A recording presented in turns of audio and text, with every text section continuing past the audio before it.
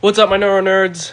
This is Austin coming back to make Cerebrum Part 3, the parietal lobe. I've taken some feedback from a couple of people, and I think in previous videos I've just been very verbose without having enough visual aids, and so I'm going to start trying to do this in more of a slideshow format. That doesn't mean it's going to be particularly long, especially this video is just a couple slides.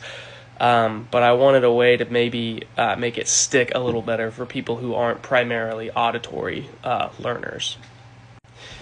Alright, in the very first video on the cerebrum where we just went over each of the lobes, we talked about the parietal lobe's role in controlling our perception of somatosensation.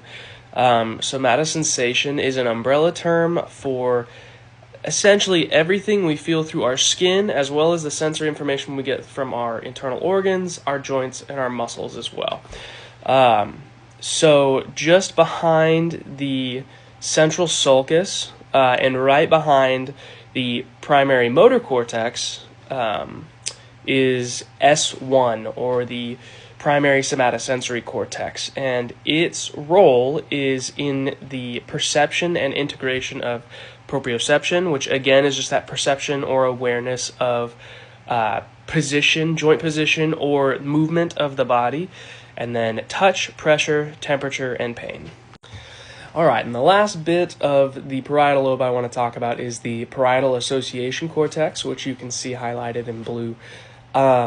And the role of the parietal association cortex is to act as an area for higher order sensory processing to engage in motor planning. Okay, and motor planning, all I mean by motor planning is if you want to do an action. So for instance, if you want to reach for an object in front of you, your parietal association cortex is going to start taking in information about how far away is the object, right? So it's trying to give you a sense of spatial awareness.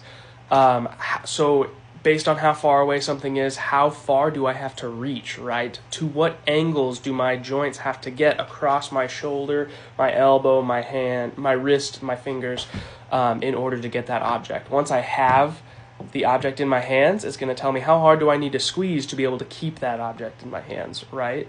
And so it's essentially just processing all the somatic just meaning relating to your body or your body position, the somatic, the visual, the acoustic, and the vestibular sensory information for that spatial awareness.